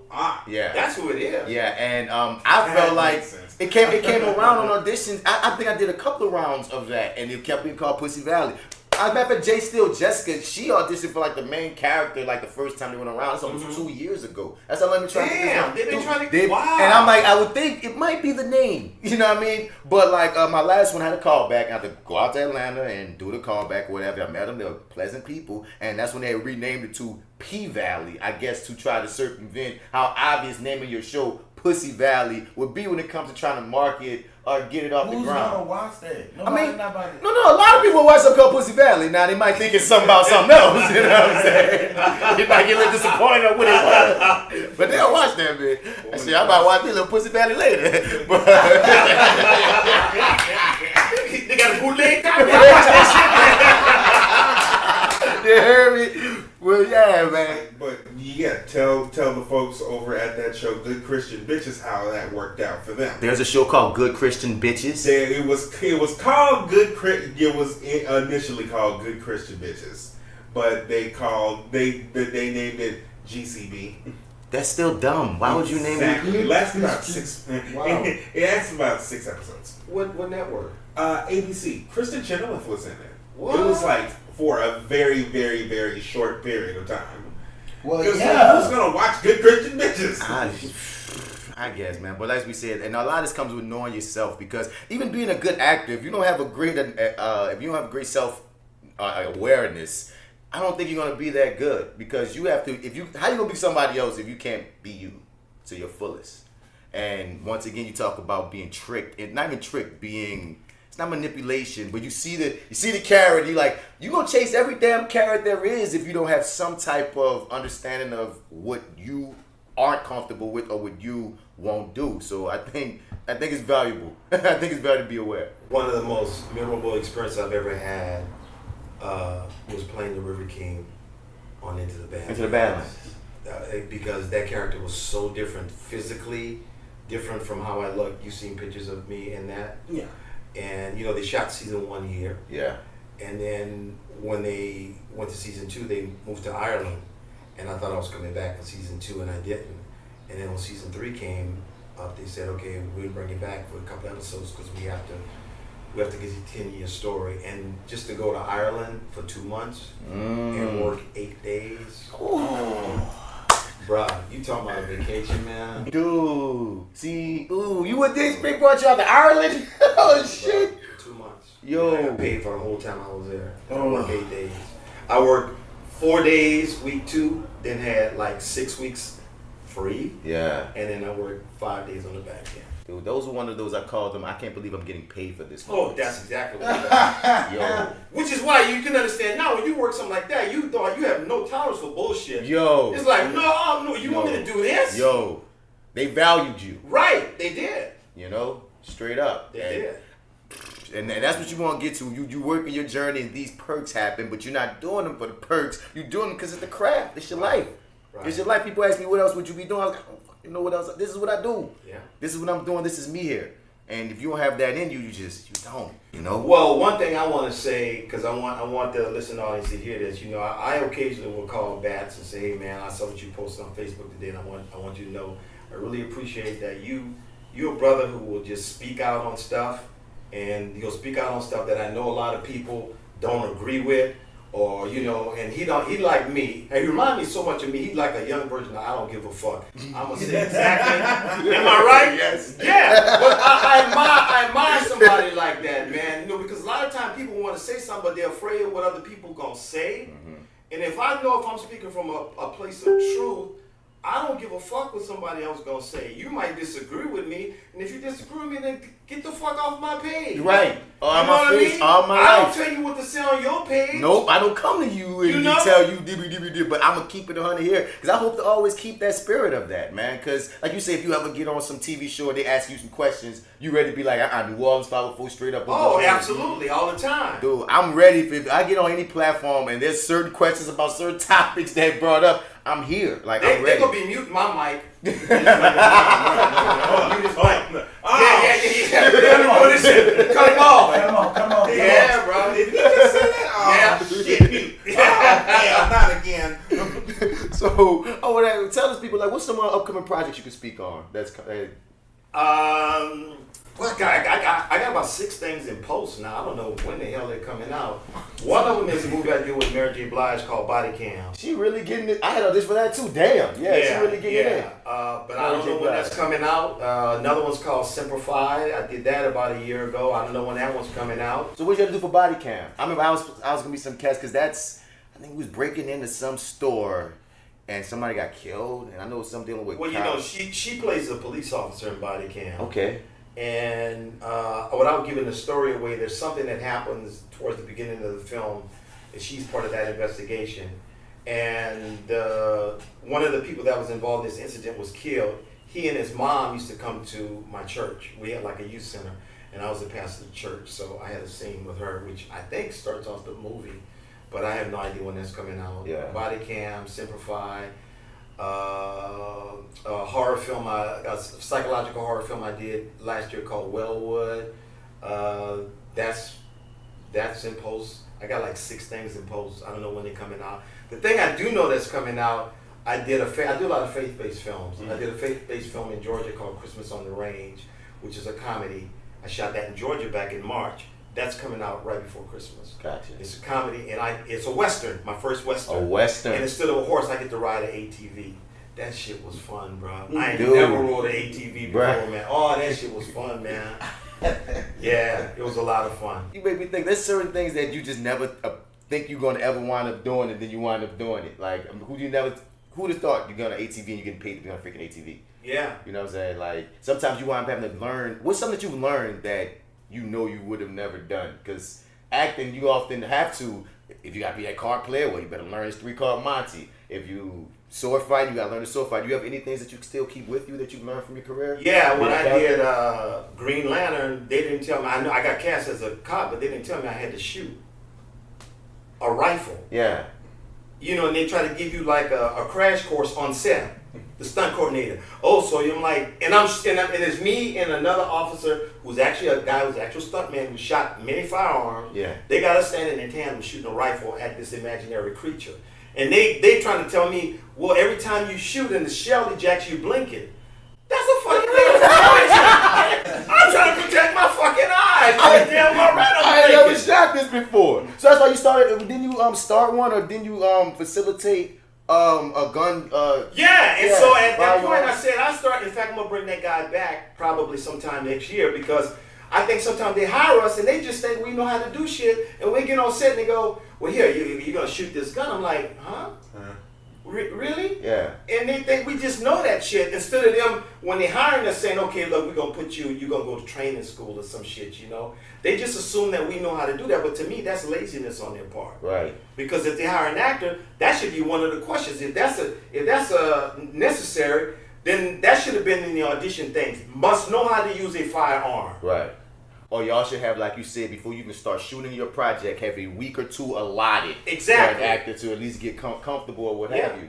But because of that, I started going to a shooting range and I know how to shoot a firearm. But you also had the class that you had Yeah. going to us. So. Right, yeah. There was a guy from Atlanta that came in named Matt Clanton, and he's a retired, I think, Georgia police officer, and he teaches firearm classes to actors. And I'm trying to get him back here because I think that's a skill all of us could Right. use, man. But you have a class coming up right now, right? I have an audition class coming up June 1st, 8th, 15th, and 22nd. It's a 4-weekend workshop on Saturdays from 11 to 2. I teach weeks 1 and 2, and I have a casting director coming in week 3, and I have a different casting director coming in week 4. So my students will get my expertise as well as they'll be put through like a mock casting session with an actual casting director. And in the past, when I taught that class, several of my students have gotten roles in movies, man, with casting directors they never met before. How's that been doing the classes and bringing? Well, it used to be where I was lucky I could do like 4 classes a year, but I've been so busy lately, I'm lucky if I can get 2 workshops in a year. The last one I did, I think was fall of last year, I did a scene study class. Because usually I'll teach like a scene study class, then maybe the next time I offer a workshop, I'll do an audition class. Next time I'll do a acting for film and TV class. And I happen to know that the way that my classes are set up, then nobody else really kind of teaches like I do. Because I try to make my class a practical class, not just theory. You sitting here listening to me talk all the time. So in my acting for film and TV class, I teach weeks 1 and 2 on camera. And then in week 3, I bring a DP in who brings in all of their equipment, lights, everything. They set up my class like a set, and they teach the class from a DP's point of view. Right. So they teach you about how to find your light, how to Hit the mark. how to hit marks, how not to find, how if you see a shadow, how to adjust. So Yeah. which is important because Very. film acting is technical, bro. They don't teach A lot of you people that in theater. They don't. They don't teach We you have that conversation about coming from theater, then adjusting the film. About that is a transition. It is a transition. There's a lot we didn't learn. It is a transition. So then in week 4, I bring another DP in. I bring a script supervisor and a director in, and each one of my students gets to do a 2-person scene that's shot just like it is on set, with a scripty there and everything.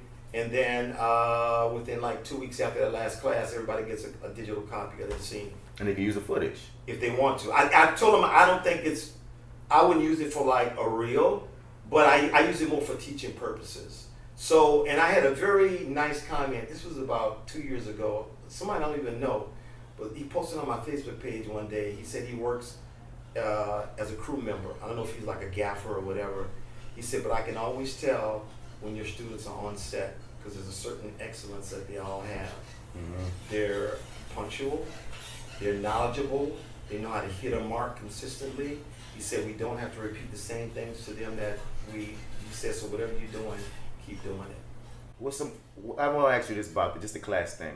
What are some consistent issues that you face when maybe newer students coming in that if you put out, like, you know, like, oh dang, I got to deal with this with you too. Like, what's some, maybe it's a preconception or maybe it's I ain't gonna say a flaw, but maybe, you know what I'm saying? Like, what negatives I want to say that just so people coming in can already come in knowing, hey, don't come with this shit, don't come with that shit. Well, you know, look, I don't look at a person's talent level or their ability. I look more I look more at their commitment, because that means everything to me, and their self-discipline. I don't have many pet peeves, but one I do have is I have no tolerance for people who are lazy, bro. Yeah. Because there's too many people that want to do what we want to do.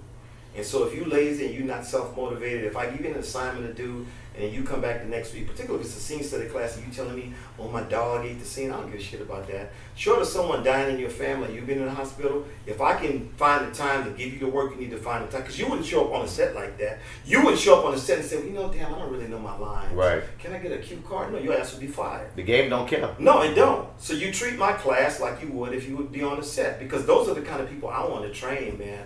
I want to train people that they can go straight from my class and get on the set and know exactly what they're doing. They'll know when they hear back to one. You know, is this my first, my second, or my third? Go back to your two. Go back to your one. Go back to your three and one. What the fuck do you mean by that? On the when day. you could say, so if you say, if someone says you need to go 10-1, you go, huh? 10-1? What the fuck is that? You know what I mean? I need to go to the bathroom. Right, you know right, what I mean? So I teach set terminology on my acting for film and TV class. I don't just teach craft. I wish more schools did. They don't, bro. Man. They don't. You They come don't out here teach that. naked. You can act Look, like a mug. UNO doesn't teach that because I was an adjunct professor at UNO 2 falls ago, and I had to leave because I had to go to Ireland. And I was starting to teach that kind of stuff. The students that say, we never was taught this. And then the MFA program, bro. I'm like, what? And yes, right, and that's why it's so important to, like you say, take classes elsewhere. Even when you think you graduate, there's still so much more to learn.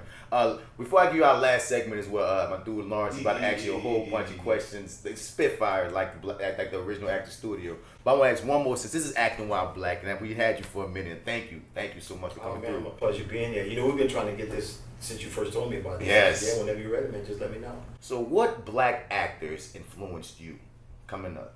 Oh, well, at the time, Alyssa would have to be Sidney Poitier.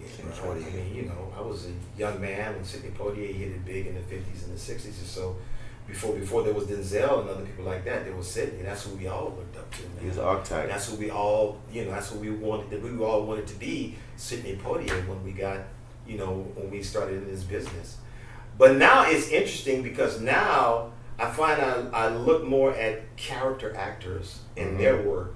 People like Gary Oldman. We took it out my mouth. That bruh. Oh man, that He boy. is a chameleon out the ass. That boy is serious. And on the black side, Jeffrey Wright. Jeffrey Wright. That's how I was going next. Jeffrey motherfucking. That's who I look at, because to me, when I see those people, I never see them. I see whatever character it is that they are embodying, man. That's the kind of actor I want to be, man. Yes. I want to be that kind of actor that when people come to the movie, they go, "That's the same." That can't be the same. That can't. And so that's what I look at. But for me, for starting out, it was Sidney, bro. And I think if you ask any probably black actor in my age group, male, that's what they will say. Yeah. Just like if you ask any black singer in my age group, female, they say Diana Ross. Absolutely. Because that's we didn't have that many images, bro. Right. So the one we had to latch Latch on to. on, it's us. Right. It's us right That here. was it. Yeah. Real. Then that's a great mirror.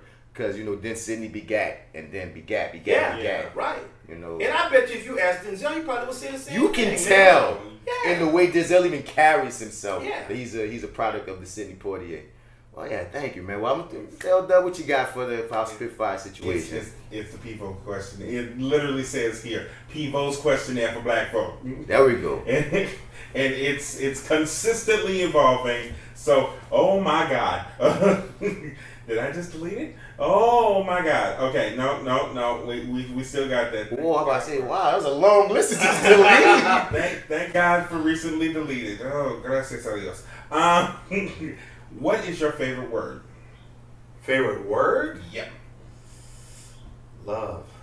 Because it encompasses so much, man. There's so many different kind of love. The kind of love that I wish all of us could aspire to achieve is unconditional love, which is hard, man. Right. Because sometimes, even dealing with family, bro, you have to love some family from a distance.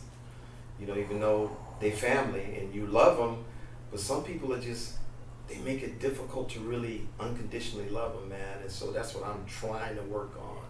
Love people that make it difficult for me to love them. I say put those people in a box and you deal with them only in the constructs of what you can feel comfortable with while they're in that box. And sometimes when it's family, that's hard to accept, man. And especially when it's your siblings, and you think you know your siblings, and then later on, when the parents start to pass, you really find out, damn, I don't really know my sibling like I thought I did. Damn, where did this come from? You understand what I'm talking about? The death of a patriarch or the matriarch of a family brings about a whole different dynamics on the children that's left, bro. Because both of my parents are transitioned now, and I discovered things about both of my sisters, man, who are much older than me, that I guess when both of our parents were alive, I'm like, I never saw that side of them, man. Right. Yeah. They had a reason to uphold certain things. And then I'm And like, they let go. wow. So I've had to love siblings from a distance, and I love them. I mean, if they needed me for anything, I'd be there. But I don't call them every week. How you doing? I just don't. Because now I know you. Exactly. Exactly. Right. What is your least favorite word? Least favorite word. Oh shit. I got a whole bunch of them. Damn, I got to pick one, right? This one. Victim. Victim. Okay. Because I think it's real easy to play a victim. Real easy to say I am a victim.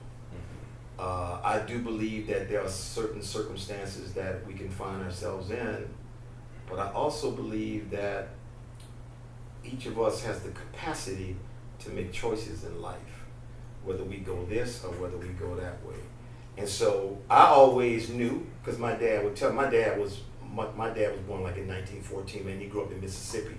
So he had to leave Mississippi when he was 18 years old to come here. And my dad always told me, look, you better than white boys. He said, but you have to prove that you are. Yeah. So I never bought into, well, just because I'm black, I can't do this. I'm like, no, bitch, I'm going to show you. I'm gonna show you because I am black, I can do this. Right. So the whole victim thing, I'm trying to get young people to step out of that. You're not a victim. You can overcome anything, but it has to start here. Yeah. Don't look at what's in front of you. They're like, okay, unless you have some sort of mental deficiency, there's no reason for anybody to be a victim, man. So I'm trying to talk to young brothers to understand, no, bro, you don't have to go that route. You really don't. You're intelligent. If you're intelligent enough to sling and have a business, an illegal business, you're intelligent enough to have a legal business, bro. Exactly. Even more so because you don't have to hide the legal one. Exactly. For real. Exactly. What is something that you cannot live without? My wife. Pause. I meant to ask this. How'd y'all meet? Because the people that's listening, though, they're a power couple. We have one half of a power couple that is Zardy, with Zardy's Productions. Not Zardy's. Lance Zardy's. There we go. Lance Zardy's Productions. And you two are so incredible in the arts games together. How'd you pull this off, sir? So this is how we met. So I was, this was 1980. I used to drive a taxi at night in LA. And it was a Sunday night, and business was really, really slow. And I've always had a sweet tooth, man. So I said, I'm going to stop at Baskin Robbins. So this particular Baskin Robbins in LA was in a little strip mall. You had a Baskin Robbins, you had a little bar next to that, and a little convenience store next to that. So I pulled into the parking lot, only you could only park about 6 cars there. You know how Baskin Robbins had the big plate glass window you could see right through? Yeah. So I pull in and I look through the plate glass window and all I could see was the most voluptuous round ass ever. And it was in some apple bottom jeans. And I literally said, fuck me, out loud. But there was no parking spot. I'm like, motherfucker. I got it. So I literally went around the block. I ain't stopped at no stop sign, bro. I'm like, the police stopped me. You just got to look. You got to just Fuck it. give me a ticket. Yo. I got back there, and by the time I got back, I'm gonna take the ticket spot. because she fine. Right. There was a parking spot, so I pulled in, and when I walked in, she was now in the front getting ready to be served. So I'm standing, like, she's standing next to me, and I'm kind of looking out the periphery, and I'm like, damn, she fucking cute, too. So I'm like, what can I say that don't sound ignorant, bro? Because, you know, that's always, the first thing you say to a woman, that's always like, either that's going to, like, nix you out. Is your way in or your way out? So she ordering this banana split. At the time, my wife was like, she's like 5'3", like 98 pounds, man. And the biggest thing on her was her ass, bro. And I'm like, so she ordering this banana split, and I said, a little lady like you can eat all of that? And she said, oh, I don't get it that often. So she kind of smiled at me, like, well, that wasn't nice. Right, she called you right quick. So I'm saying, okay, what can I say? Because the lead-in line at that time was so fucking corny. What sign you are? I said, I ain't about to say that shit. She gonna nix me right away. So then I just said, excuse me, where you from? She said, what you mean where I'm from? I said, I don't know. I just have a vibe that you're not really from LA. She said, well, no, I'm originally from New Orleans.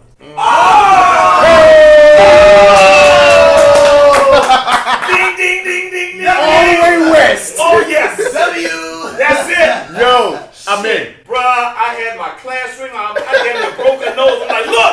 She's like, what? I'm like, look. I went to 35. She went, oh, yeah. And we just started talking, Boom. man. And the rest is history, bro. Oh, man. She dude. from so Jamaica. Yo, she She New Orleans, grew- New Orleans. She grew up in the Lafitte Project. I'm not surprised no Big Z is so real. Yeah, So I'm she not grew up in the surprised. Lafitte Project, so that's how we met, man. Beautiful. And it's so funny because when I left here in '78, one of the reasons I left here was, of course, to pursue my career, but I was trying to get away from these New Orleans women, man, because you know how they can be, bro. I was like, damn, I couldn't breathe, man. I got to get away from these New Orleans women. So, you think you can outsmart God, right? I said, all right. He said, I'm gonna let you play around for like 2 years, sow your oats and shit, but I'm gonna show you something, man. That's what it is. And he brought your ass right back to New Orleans. Right, Right right, Right back, no matter where you were. I mean, smacked you with it real Smack me. Smack me. That's a Didn't say I'm from Baton Rouge, say I'm from New New Orleans. Orleans. Whoa. And I'm from the 6th Ward. Whoa. See you at the war, bitch. Yeah. I went to school down the street. Yeah. I went to school down the street, I swear. Yeah. What sound or noise do you love? What sound of noise do I love? Yes. We have in our house we got what do you call them, like wind chimes?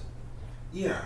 I love the sound of wind chimes, like on a windy day, like I sit up there on the porch. We have a swing, and I just listen to like the chimes. But it's very pleasant, it's very soothing, it's very melodic. What sound or noise do you hate? Whining. I can't stand motherfuckers who whine. Especially men.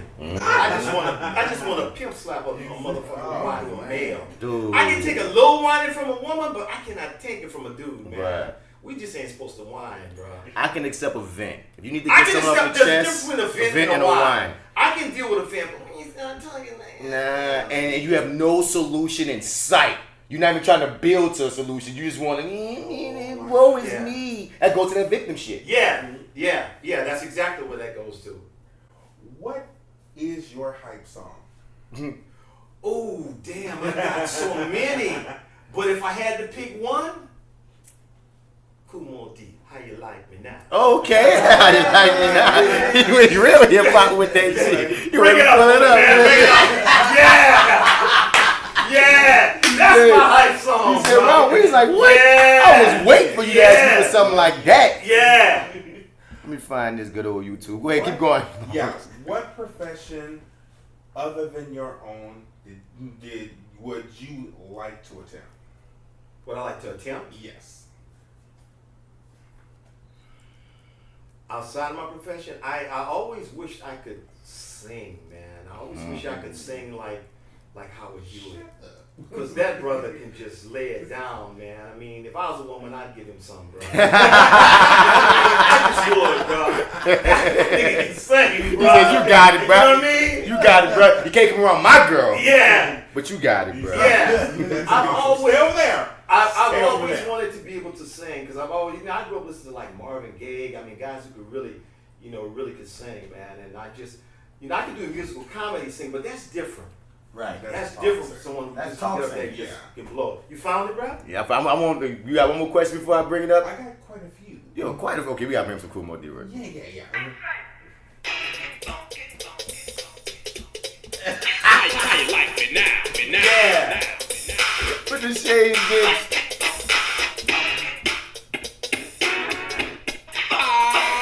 Throw my tape on, then I'll watch you 3 seconds later. I got you shaking your head, dancing and That's standing. my hype song, bro. My wife will tell you that. You ask what my wife said. How you like me now? 3 more D. It's one of those winter. It's like winter music. It's like fuck you. How you like me That's now? exactly what I like. And so when I think about you, I said, this Martin don't know, but that's his song. He just don't know it yet, but that's his song. Here's the theme. What struggle job have you absolutely hated? Working in sales. Oh god. Because a lot of actors work in sales, particularly in LA. The most bullshit sales job I had was I used to work for a company called US Toner, and we used to sell toner to people that had photocopy machines, but it was all telemarketing. And then the scam went like this. You call up the person at the company, you say, hey, this is so-and-so with US Toner. Hey, I'm looking over my records, and I think it might be time for you to reorder some toner, but clumsy me, I spilled my coffee on my sheet, and I can't really make out what model number it is that you have. Could you do me a favor, go tell me what model number you have? Mm-hmm. Motherfuckers will get off the phone, Mm-hmm. come back. Oh, I got a Xerox so-and-so. You look on that. Oh yeah, that's what that says. A 690. Oh, well, you need toner, and you would sell them toner, bro. And And they wouldn't be thinking about it. Yes. You wouldn't even be a Xerox representative, bro. They would just buy toner shit from me. And I after a while, I'm like, I can't do this shit. I quit. What black production, theater or film, at any time, would you like to be a part of, and what part? Black production. You to my past, right? Past or present? That I would like to have been a part of. Malcolm X. I thought that was Spike's best film, all across the board, and I felt like Denzel got shafted that They year. both got shafted. He should have won. I mean, I know that was the same year your boy won for Son of a Woman. And I don't think that matched up. Al Pacino. Pacino, the blind thing, he did. It was a great It was character great, role. but that he should not have won. It wasn't as powerful. He should not have won that year. I mean, I would love to have been. I would take a day player role in that movie. I thought that movie was outstanding. Gotcha. And this is the last one. If heaven exists, what would you like to hear God say when you arrive at the pearly gates?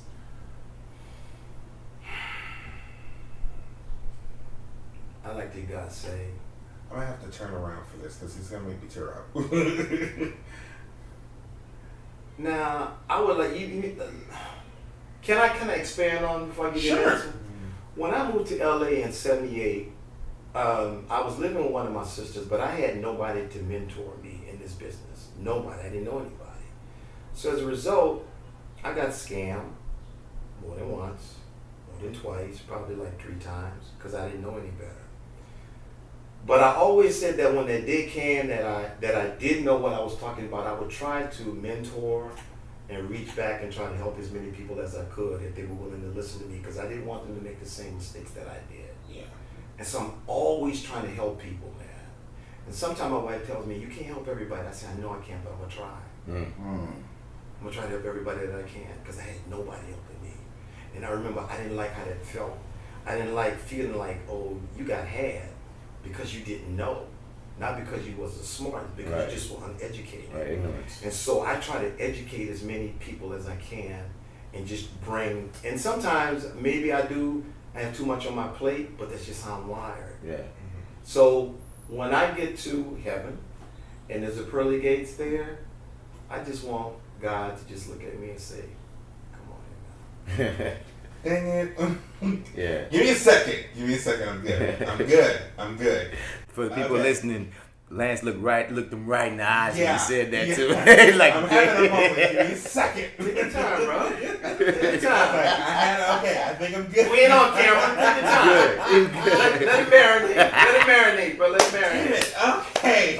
I said it was gonna happen, and it happened. You called it. Well, yeah, that's everything, Lance, man. For this episode, thank you for coming in again. Oh, man, it was my pleasure, man. Yes, indeed. Acting While Black, take 5. Take 5, right? Take 5, yes. Take 5. So hit us up at flywithbats@gmail.com. We always say we want you to be part of the conversation. Whether you want to talk to the main crew at the Fly with Bats, Alpha Joe 504 and D-Mac, or you want to send some things in about, you want to send any questions in about for Acting While Black. Because once again, I started this podcast to help you become educated through experiences. You feel me? Also hit up reviewingdat@gmail.com. You refer it, we review it. Anything that you send us in, we have to review it. So remember that, reviewingdat@gmail. We have not watched it yet, but it's coming. It's coming. Whatever you send, it could be the worst movie ever. We're gonna talk about it, even if it's hard. But yeah, this is that actor guy, Martin Bats Bradford. You can find me on IMDb and Facebook at Martin Bats Bradford, but on all your other social media platforms at Mr. Bats. Spelling Mr. Out, you ain't gonna find me. And for AWB Take 5, I'm out of here. This is Lawrence J. Weber Jr., apparently the BlackActorPedia. BlackActorPedia! Okay, y'all are going to start doing that. I have no problem with that. You can find me on Twitter, Instagram, or Tumblr. I'm Soulboy30. Check me out on Snapchat. That is LWeber584, if you still have that mess. And check me out on Arrogant Observers, rants.blogspot.com. I will explain this. I do not, it's a blog, so I have not posted any blog posts since like 2015. So much so that I say the only inhabitant of the website is a cat who is playing on his iPad.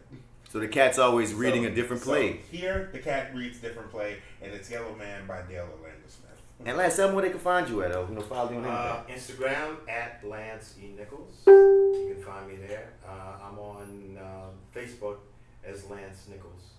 And I'm also on Twitter as Lance Nichols. And you can also Google Lance Nichols. You can Google. I promise you there's a lot of information you will find about me. That's the other thing. I just want to add one other thing. When you get ready to spend your money, guys, whether it be with a photographer, with acting coach, whatever, do your homework. It's great to take a recommendation, but look people up. Anybody who's legit, you should be able to just do a general Google search and find tons of information about them. And I don't just mean on their website that they created for themselves. Right. Because anybody can create a website and make themselves look good.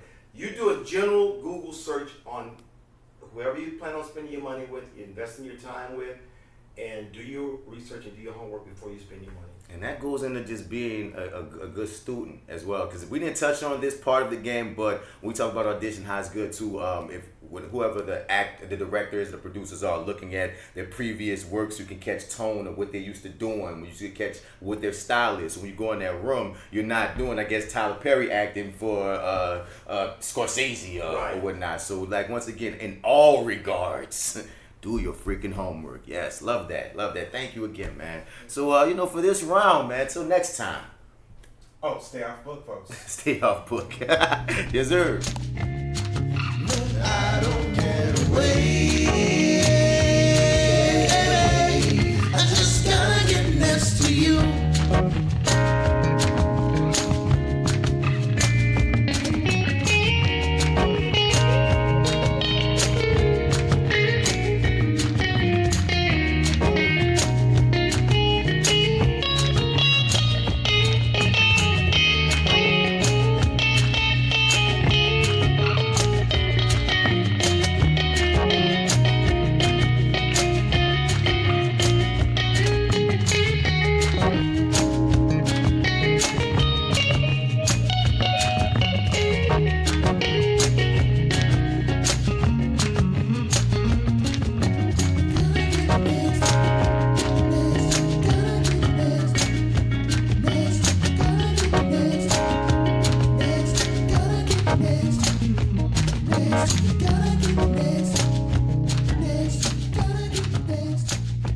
Next.